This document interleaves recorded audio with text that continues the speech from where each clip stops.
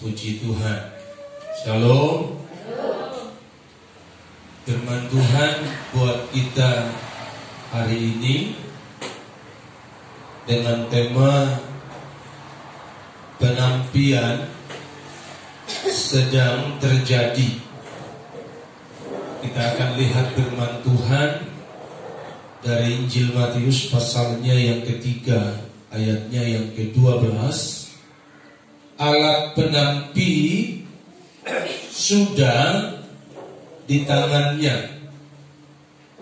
Ia akan membersihkan tempat pengirikannya dan mengumpulkan gandumnya ke dalam lumbung. Tetapi debu jerami itu akan dibakarnya dalam api yang tidak terpadamkan. Yang berbahagia adalah mereka yang mendengarkan firman Tuhan dan yang melakukannya dalam kehidupan mereka hari lepas hari. Tahukah saudara bahwa penampian itu sedang berlangsung hari-hari ini? Dan tentu penampian itu terlebih dahulu terjadi bagi gereja Tuhan. Gereja yang adalah saudara dan saya, itulah yang terlebih dahulu ditampi. Ditampi itu tentu artinya untuk dibersihkan. Ditampi itu artinya disortir. Ditampi itu bagaikan beras diayak. Bagaikan orang memplester rumah, pasir tersebut diayak supaya yang halus yang dipakai, tapi yang kasar yang ada batu-batunya dia akan dibuang dan disingkirkan.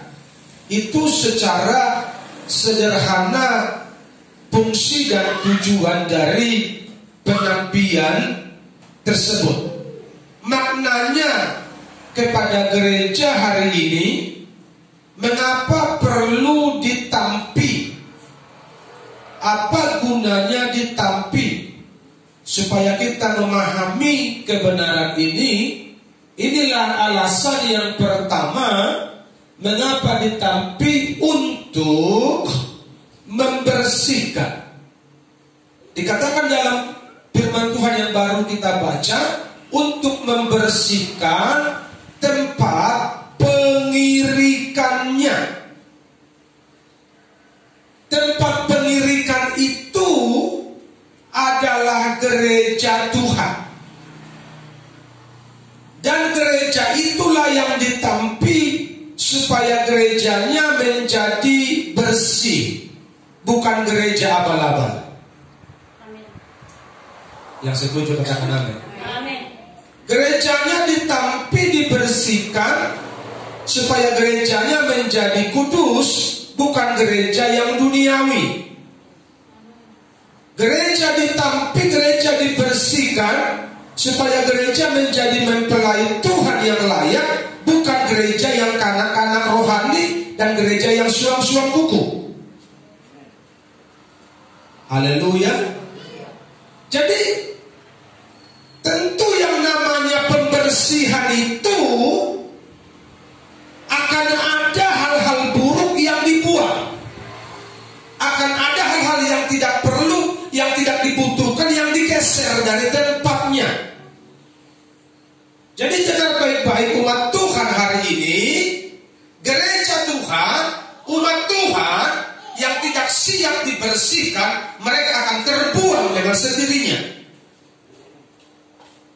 Haleluya. Engkau mau terbuang atau kau mau disimpan dalam lumbung Tuhan? Engkau yang tahu. Dan sikap hidupmu yang menjadi jawabannya. Kalau sikap hidupmu benar, berarti engkau layak disimpan di lumbung Tuhan. Tapi kalau sikap hidupmu tidak benar, engkau akan dibuang ke perapian yang menyala-nyala sampai selama-lamanya. Karena itu jangan main-main dengan Tuhan. Jangan main-main dengan kekristenanmu. Jangan berpikir waktuku masih banyak. Jangan berpikir waktuku masih panjang. Karena pembersihan itu sedang terjadi. Penampian itu sedang terjadi. Jangan-jangan hari ini kita ditampi dan Tuhan bilang udahlah, selesailah kamu. Dan waktunya kita bertanggung jawab dengan Tuhan tentang perilaku hidup kita selagi kita hidup.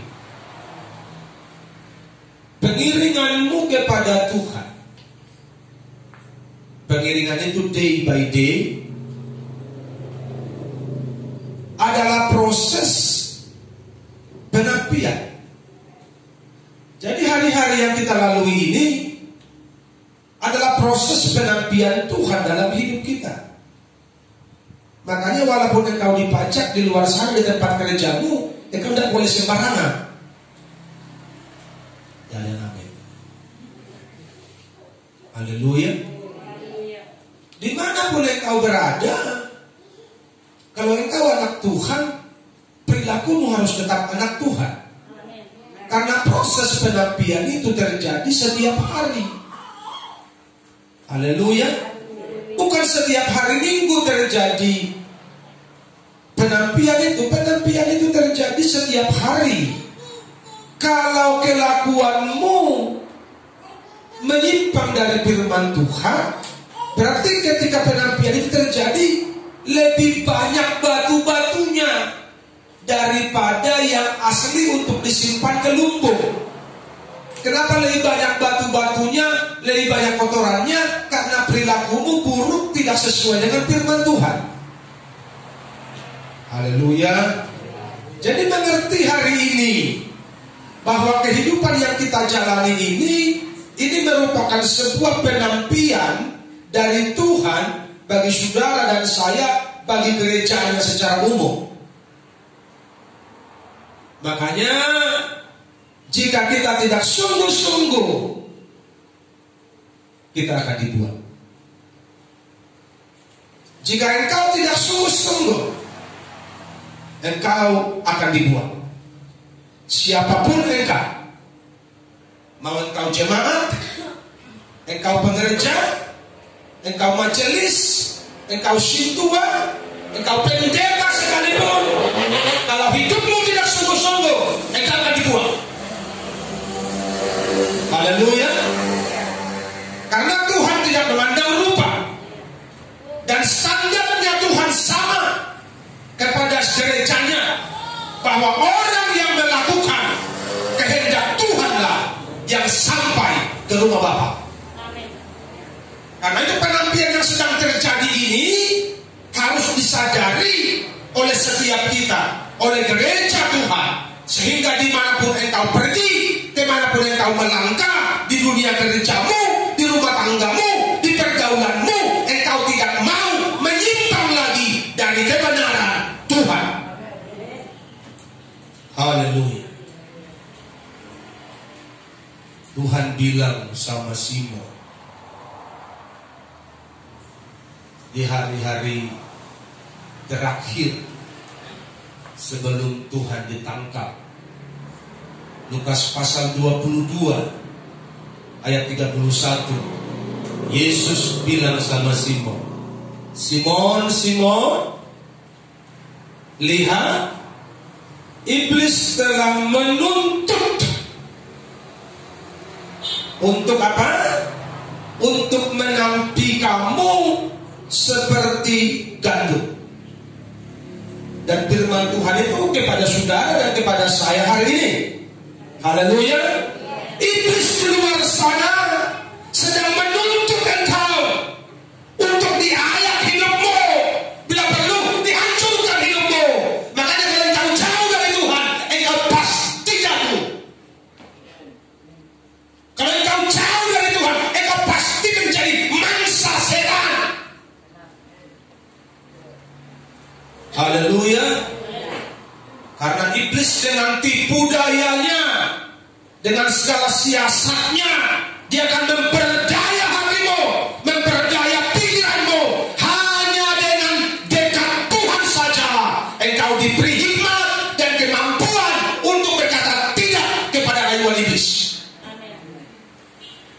Hanya terus saya ulang-ulang dari mimbar ini, hidup serius dengan Tuhan, supaya engkau tahu, supaya engkau bisa mencegah segala siasat dan strategi iblis yang berusaha menjatuhkan engkau. Iblis itu licik, tapi anak Tuhan cerdas. Haleluya. Saya ulangi, biar saudara mengerti perbedaan iblis dan anak Tuhan. Iblis itu licik, tapi anak Tuhan cerdas. Sehingga kita tahu bagaimana cara kerja iblis. Dan itu bagi orang-orang yang hidupnya dekat dengan Tuhan. Kalau nggak dekat dengan Tuhan, suka kali lah iblis sama dia. Pagi-pagi bangun hari Minggu ini, pergi ke kuburan, bawa ceret, bawa air minum di ceret itu, sampai di kuburan sambil cabut rumput mulai ngobrol. Udah kangen ya aku sama kau, Pak. Udah lama kali pun gak jumpa kita. Gali aja kuburan sekali masuk ke dalam.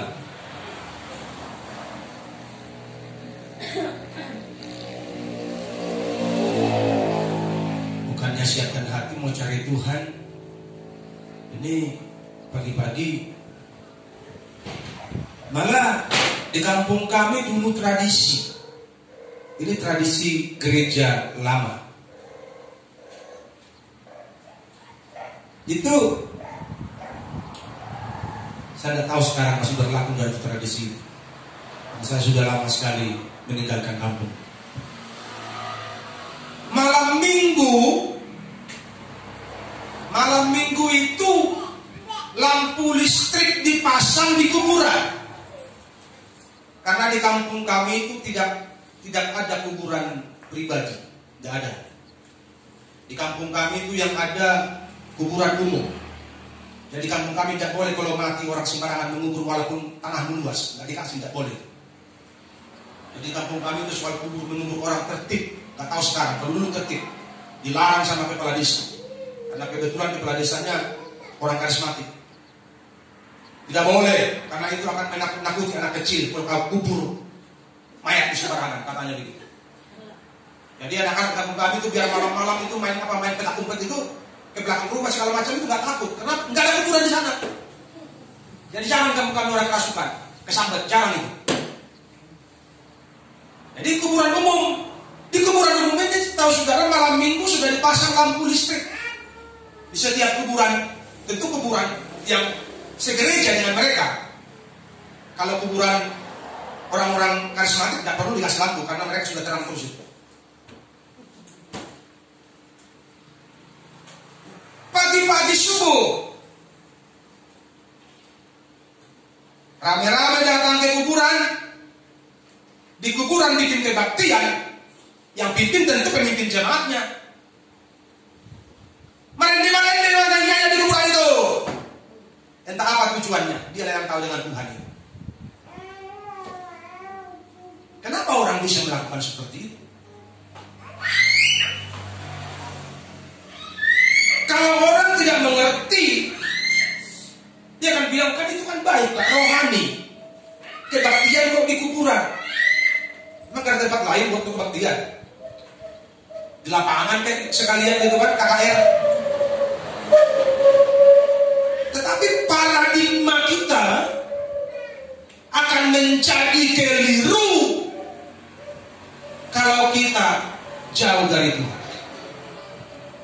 Sehingga liturgi acara rohani yang kita lakukan, kita berpikir seolah-olah ini telah berkenan dan menyenangkan Tuhan. Padahal Tuhan bilang, aku muak dengan perayaanmu. Karena ibadah yang kau lakukan adalah tradisi dan perintah manusia. Betul begitu kan? Dan yang begini-begini dia akan gugur ketika terjadi penantian. Makanya saya ulang kepada saudara, Serius sudah dengan Tuhan. Haleluya.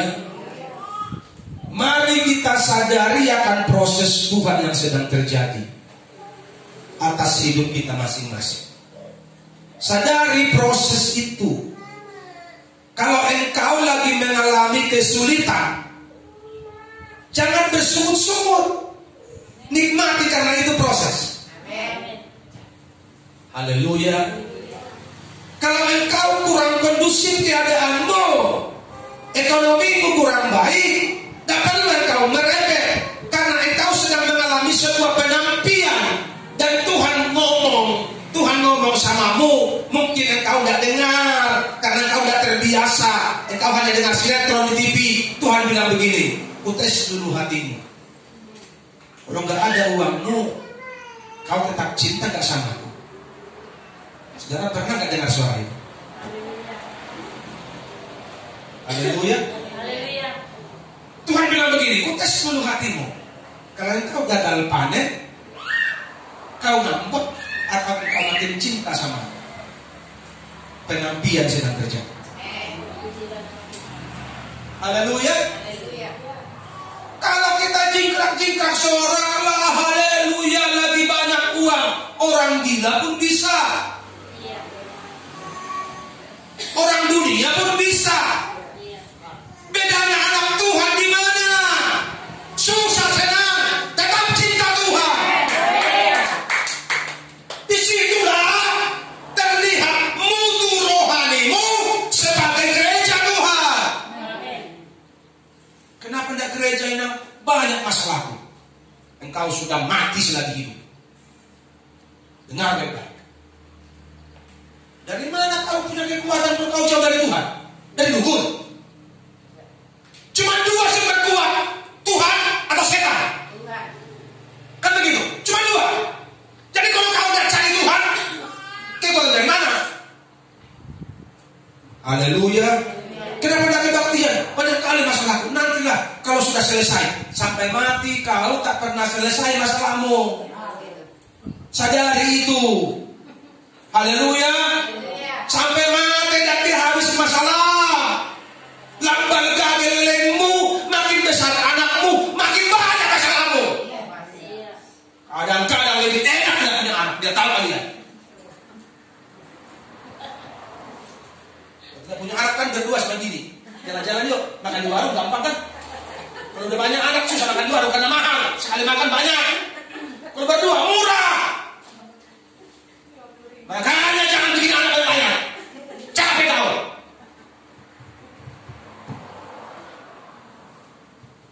Hasanapun apa? Nyusahin dia. Akhirnya bertuhan kurang waktumu. Ngurusin anak melulu, ngurusin keluarga terus. Buat Tuhan. Sisa waktu buat Tuhan. Tapi kalau ngomong aku cinta Tuhan. Yang masih muda-muda ini jangan banyak-banyak anak. Haleluya. Kalau mertua aku bilang begini, Pak Romen, masih enggak cukup 2, mesti 4. Rahim tuh kok kayak aku bilang aja begitu. Yang nanggung aku. Yang kasih makan aku kapan tinggal nanya aja. Berapa cucumu? 200, kau nggak tahu. Tapi yang kasih makan siapa?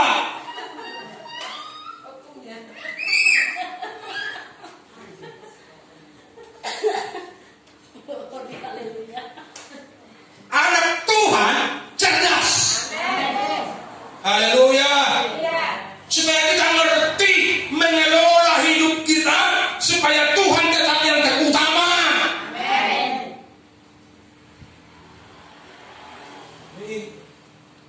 Nantilah kalau sudah selesai masalahku, aku akan setia. Walaupun bapak setia, gak setia juga dia.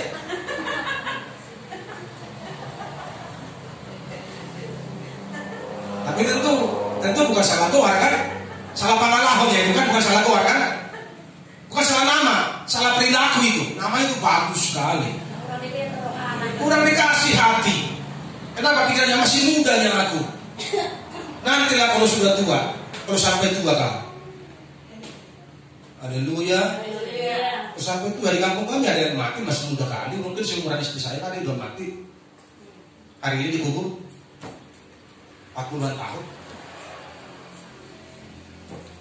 Penampian setiap hari, dan setiap hari kita bisa pulang ke surga. Kalau ke surga, kalau ke sebelahnya. Dan yang menentukan itu adalah perilaku kita ketika tiap hari kita diuji. Ketika tiap hari kita ditampi, diayak, dibersihkan. Cara membersihkan itu kan sebuah proses. Makanya kalau tetanggamu menyakiti engkau, jangan balas menyakiti. Berkatilah orang yang menganiaya kamu, kata firman Tuhan. Amin. Berdoalah bagi orang yang mengutuk kamu. Tapi Pak, sakit kali udah nikmati aja, karena itu penampian. Kalau kita tidak mengerti, kita akan bilang begini. Ini bahasa umumnya. Kalau kau baik, aku lebih baik. Tapi kalau kau jahat, aku lebih jahat. Itu bahasa orang pada umumnya. Kau paksakan orang baik sama aku, mana bisa? Sekarang jangan bilang begitu. Kalau kau jahat, aku tambah baik. Haleluya. Kan anak Tuhan. Betul apa salah? Makanya waktu Tuhan ditangkap, itu para muridnya kan geram kali. Sampai Petrus ambil pedang, dia putuskan telinganya si Malkus. Kenapa? Karena lu pikir gua nggak bisa. Wajar. Namanya orang yang kita cintai diganggu, kita kan emosi. Tapi Tuhan bilang kan begitu, sarungkan pedangmu. Tak usah, jangan dibalas. Itulah bedanya gereja Tuhan. Asik banget menolongnya, tapi berat kali ketika diuji kan. Tapi harus lulus. Harus bisa. Kalau tidak, kita bisa gagal menjadi warga surga. Haleluya. Suatu ketika juga, ketika Tuhan mau diganggu, para murid bilang begini, Tuhan, apa tidak berdoa aja supaya api turun dari surga membakar mereka semua? Kan gampang kan? Gampang kali juga mati dari surga. Sudah dikasih kuasa.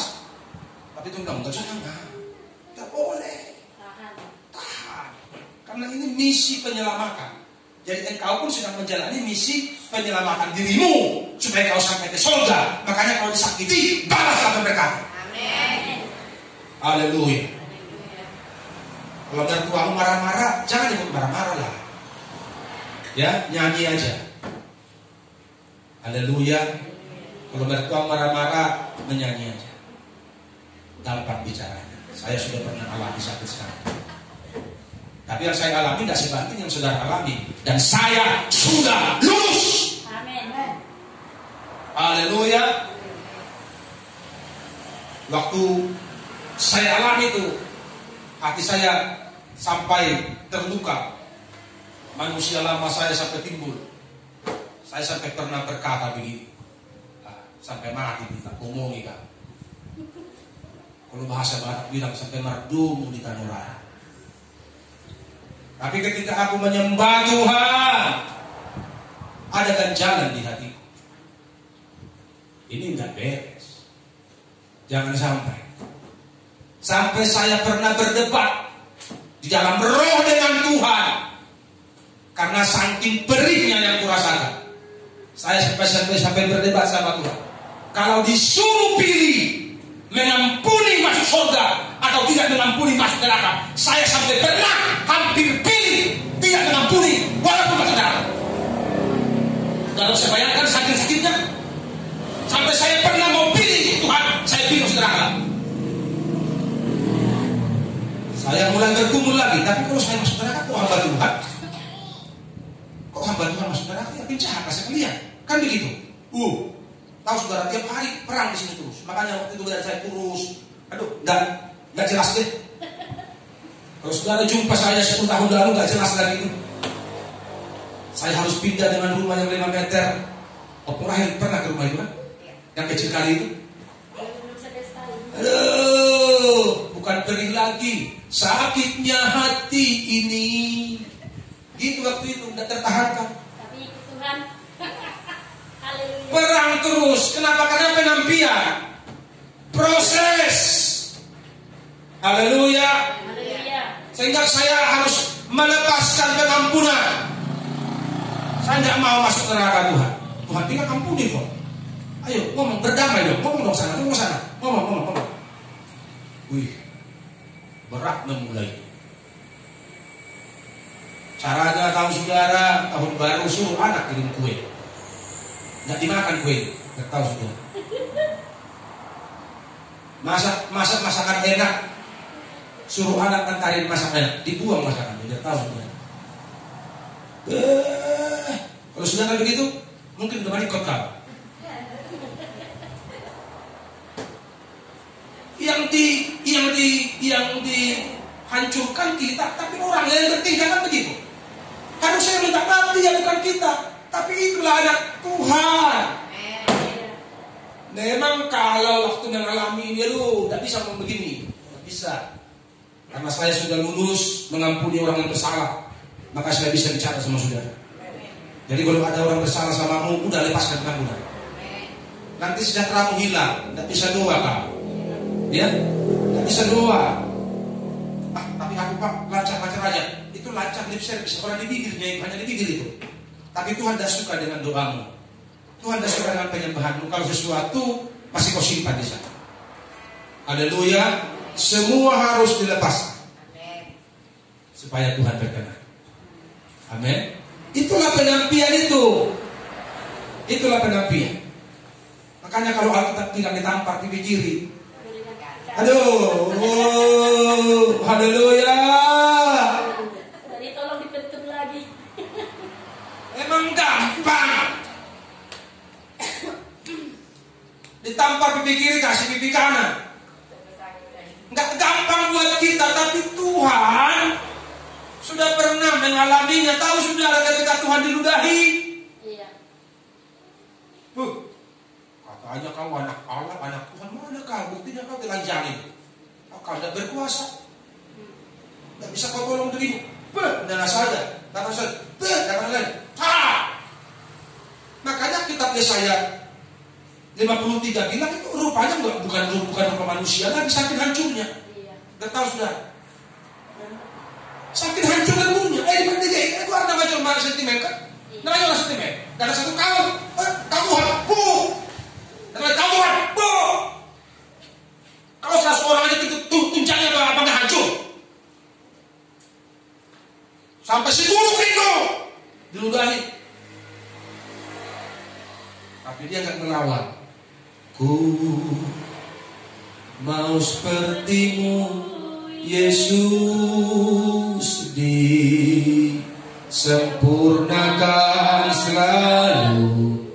Caranya di mana? Diludahi orang, diejek orang, dihina orang, ditipu orang, tapi kau tidak membalas, engkau tetap memberkati. Amin. Kurang kencang amin.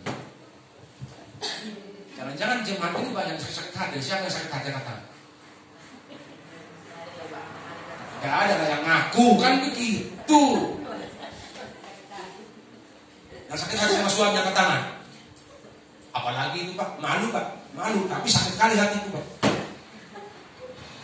Haleluya.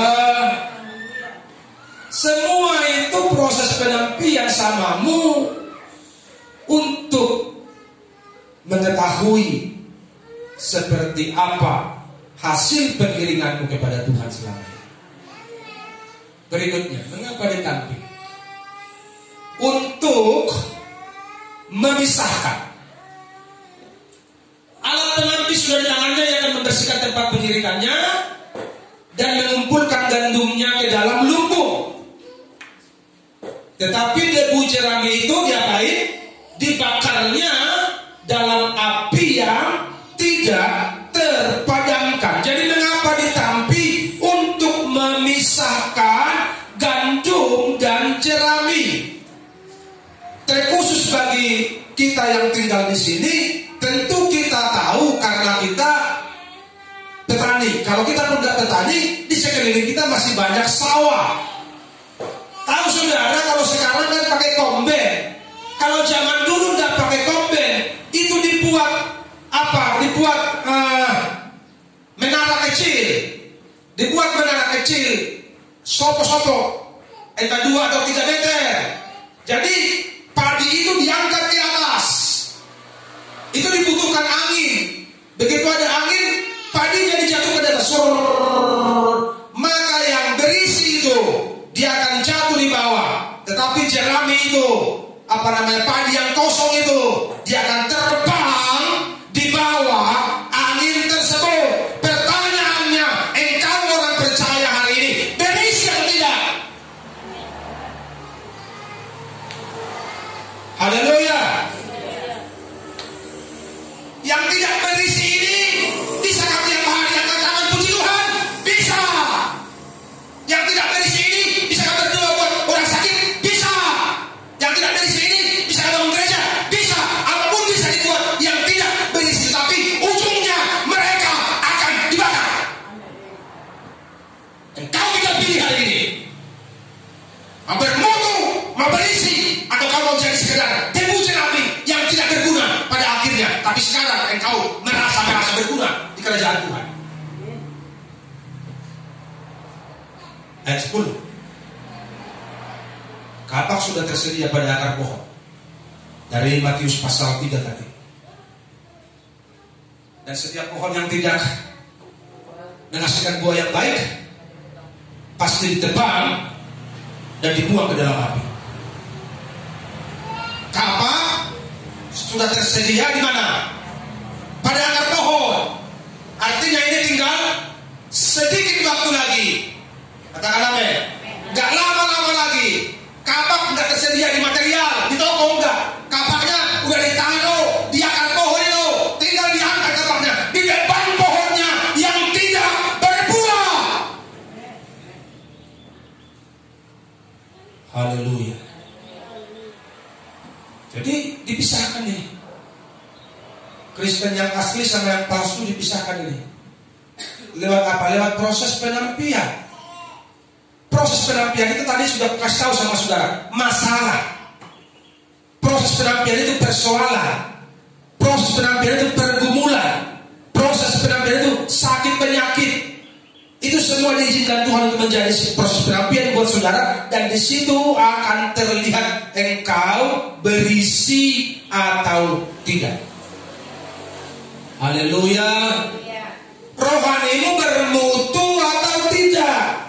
Ketahuilah di proses penampian tersebut. Begitu diayak dia, begitu disaring, maka yang debu-debu jerami ini dia akan pergi berterbangan. Kenapa dia pergi berterbangan? Karena dia tidak punya bobot, tidak berisi. Ale molo kebaktian boy don koar-koar, boy molo kebaktian boy don cikrak-cikrak memuji Tuhan bisa, tapi tidak berisi rohaninya. Kenapa? Karena hidupnya tidak sungguh-sungguh dengan Tuhan. Kalau sekarang kan sama seperti si mareme-heme. Kalau dia masih hijau, belum kuning padinya, sama itu warnanya. Sama si mareme-heme sama. Bagaikan lalang dan gandum. Kalau kita bilang lalang gandum tidak ngerti, kita akan redaksi lah. Padi sama padi-padian. Itu kalau masih belum berbuah, sama, mirip sekali. Malah lebih subur yang padi-padian ini. Tapi begitu mulai berbuah, nampaklah, kan begitu. Buah itu ada di mana? Di kehidupanmu hari-hari. Kalau di gereja kan sama di gereja. Haleluya, sama semua, sama alim-alim baik-baik semua. Begitu di luar kan berbuah tuh. Tampaklah ini mana padi-padian, mana eme, mana si eme. Begitu yang berbuah benaran, padi benaran. Begitu dia makin berbuah, dia makin menunduk, dia makin rendah hati. Semakin kuat rohaninya, semakin kenal Tuhan, dia makin rendah hati. Dia bilang, rupanya hidup ini anugerah aja ya. Kalau ada Tuhan aku udah mati loh. Dia makin baik. Yang si padi-padian ini, yang si eme dia udah naik. Allah, aku paling rohani loh. Aku sumbang gereja 20 juta, aku sumbang gereja 60 juta, 100 juta, mobil ku kasih apa dia lah. Apa rupanya? Akunya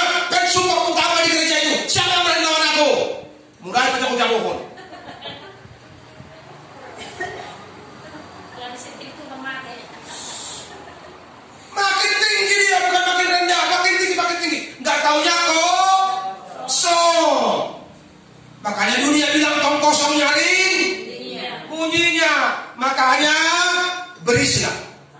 Haleluya. Berbuahlah. Sungguh-sungguhlah dengan Tuhan. Supaya engkau berbobot. Begitu dituang dari atas untuk memisahkan, engkau masuk dalam kumpulan gandum itu.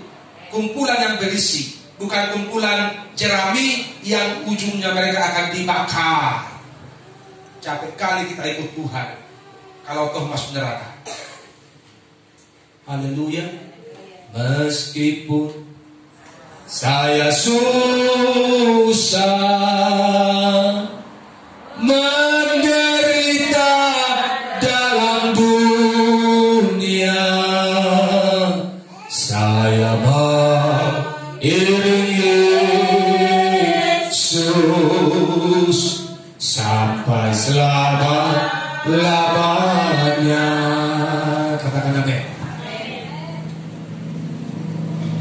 Ini kebenaran yang perlu kita lakukan setiap hari. Kalau kita tidak berisi dan berbobot, tidak guna kita hidup sebenarnya. Iya kan? Mari kita sadar, kalau kita tidak berbobot, kita tidak berisi, tidak guna kita. Ibarat manusia, orang bodoh mau kemana? Kan begitu. Orang bodoh mau diapain? Sama, kita juga kalau nggak berisi, berarti kita bodoh, tunggu secara rohani, mau diapain? Tinggal dibuang saja, tidak guna. Jadi kulit gandum itu sama debu jerami sama kulitnya. Tapi kalau dipencet dia kan, yang berisi itu kan keras, yang tidak berisi lembek karena kosong. Jadi isi itulah yang menentukan.